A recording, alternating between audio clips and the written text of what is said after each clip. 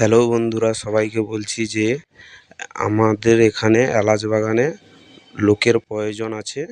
যারা যারা এলাচ বাগানে কাজ করতে ইচ্ছুক ওনাদের উদ্দেশ্যে বলছি সবাইকে যে আমার লিঙ্কের নিচে ফোন নাম্বার দেওয়া আছে, এই ফোন নাম্বারের সাথে যোগাযোগ করতে পারেন। এলাচ বাগানে 400 টাকা থেকে 450 টাকা স্যালারি আছে, আর আর ওভার ডিউটিও আছে।